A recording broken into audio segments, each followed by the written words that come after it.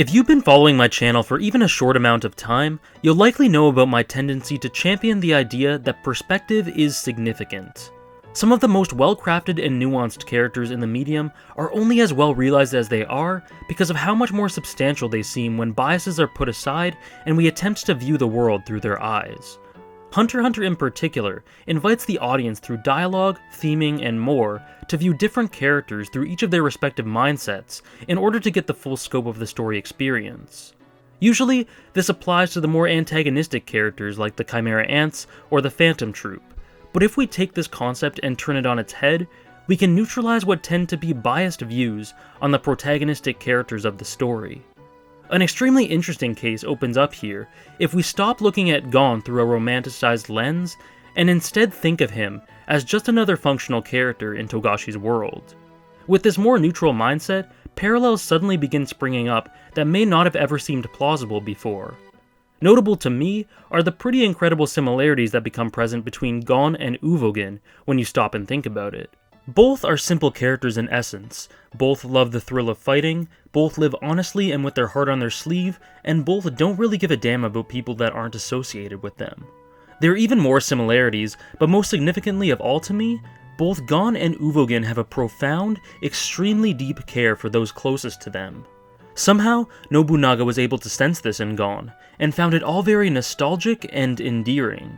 There's a reason that he tried so hard to recruit Gon. He reminded him so much of his lost, dear friend. However, as interesting as this comparison is, I believe that the most important parallels that can be drawn spring from some very fundamental similarities between Gon and Hisoka, and the key differences that can be then prized out are definitely something to take note of. These two share an extremely interesting dynamic. While the beginning of the story does all that it can to establish Hisoka as a completely foreign entity, and one that Gon initially opposes, there is no doubt to me that Hisoka works as a very effective foil for Gon. A foil is a character, sometimes but not necessarily an antagonist, that contrasts another character, typically the protagonist, in order to highlight one or more particular traits within the protagonist to make them feel like a deeper character that can be properly examined. There is a lot of variability on this subject, and there are different types of foils, but the key here is that a foil can use both similarities and differences to highlight the very fine lines between two distinct people. In some cases, foils tackle how key contrasts between two people with base similarities can bring about a pair of characters who seem completely different. And this is exactly what Hisoka is to Gon. Obviously, the differences between the two are there for all to see. However, if you compare them side by side, they're actually eerily alike in a surprising number of ways. Both are undoubtedly childish, as can be derived from the origin of their Nen abilities, which have been highlighted many times throughout the series as a look into the personality of the user. Hisoka's bungee gum is inspired from his favorite childhood chewing gum, and Gon's Jajanken is inspired by rock paper scissors, but both are pretty juvenile. Both men are instinctual, with Hisoka's hedonistic philosophy totally guiding his moment-to-moment actions, and Gon's primal survival instincts completely taking over in the moments that matter the most. Both are largely unaffected by death as well, though for different reasons. But these are shallow and insignificant comparisons relative to a couple of parallels that I'm going to draw here. Firstly, Gon and Hisoka are unsettlingly similar when it comes to their morals. Now, if you haven't seen my video on Gon's morality, you may want to do so to get the full idea of my opinion and what I'll be referring to here. If you have seen it, you're probably sick to death of me talking about morals, but you'll have to endure it just a little bit longer. What I bring forth in that video is the idea that Gon is more or less oblivious to traditional morality, and that at times he is not aware of or biased when it comes to right and wrong. What he concerns himself with instead are the things and people that he likes, those being things that benefit him and things that interest him. Since that video, some have come to me saying that they interpreted Gon's moral outlook as a byproduct of growing up in a Darwinistic environment, combined with a very strong understanding of the resolve it takes to achieve your dreams in such a cruel world, and I'm on board with that. In general, the idea in those interpretations, and put forth in my video at its simplest form, is that Gon is primal and animalistic, motivated by his own needs more than anything else. You can disagree with this point of view if you want, and what a lot of people might be interested to know is that I don't entirely agree with it to the extent that I presented in that video myself, but I'm going to use that line of thinking here. Now, one of the most intriguing things about that idea is that something similar can be applied to Hisoka. He's more extreme than Gon, being completely disinterested in right and wrong, and more concerned about pleasure than the things that benefit him, but the main similarity here is that Hisoka is like Gon in that his actions are completely guided by things that interest him. This is sort of similar to the point that I made about both men being instinctual. Why does Hisoka tag along with Gon and Killua during Greed Island? Because he thought the whole thing would make for a fun and interesting diversion. Why does he continuously push Gon to learn and improve? Because it furthers his interests in the boy, which contributes to his ultimate goal. Why does he want to fight Chrollo? Because the thought of it makes him so unbearably horny. While neither Gon or Hisoka are concerned with morals, the big difference here is that while Gon's interests are selfish but relatively harmless, Hisoka's interests involve violence, death, and destruction more often than not. A man that gets off by fighting, whose life goal is essentially to experience as much pleasure as possible, is naturally going to wreak havoc, and Hisoka does a lot of the time, because like Gon, he is guided by his interests in an animalistic way. But an intriguing thought arises when you ponder a very simple yet unsettling idea.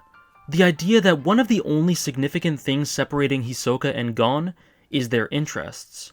While there are some differences between the two, like Gon's fixation on promises and his naive innocence when it comes to human nature, interests, instinct, and a common thread with morals is what I'll be looking at here, because the two approach morality in a similar way, but their differing priorities mean that they are two very different people.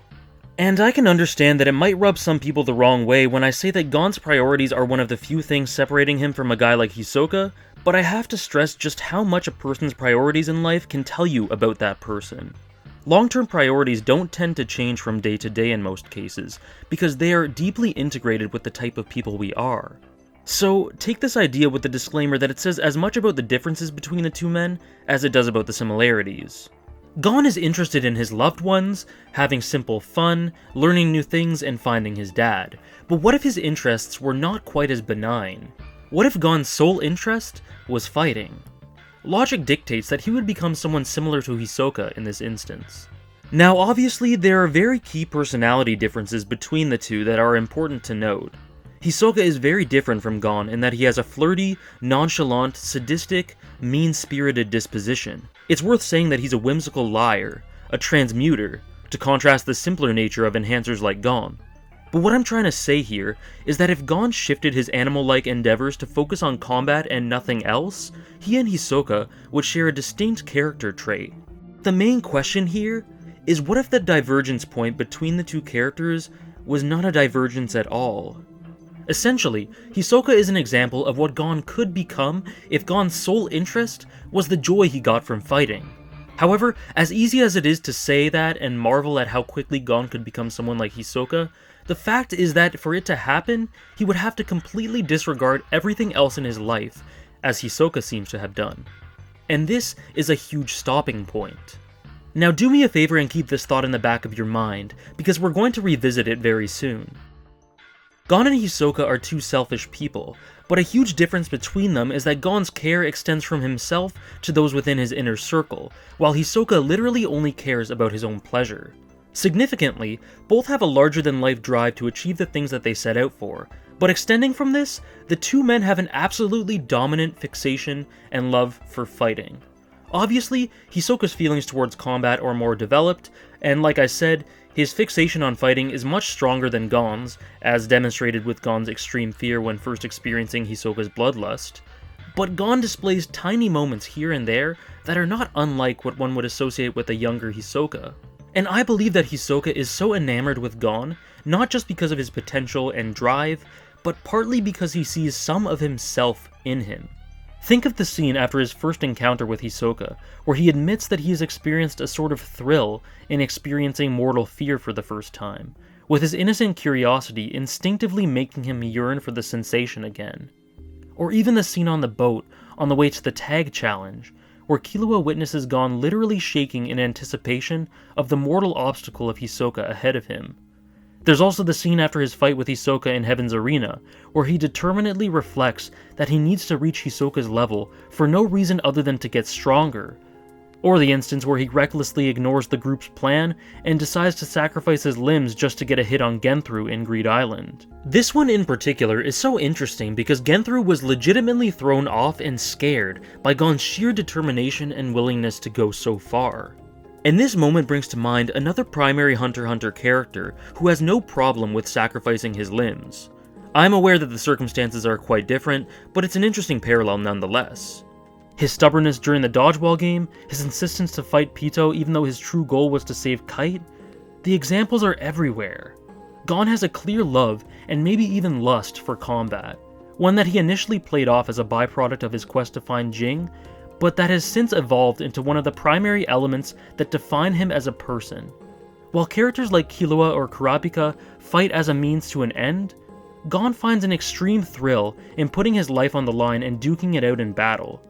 Apart from the obvious perversions and the difference in magnitude of these feelings, is this really that much different from the pleasure Hisoka gets from combat? The two really are incredibly similar when it gets right down to it. However, while the two share many things in common, I did say that a narrative foil has to contrast the main character in some way, and it's very clear that Hisoka and Gon are far from identical.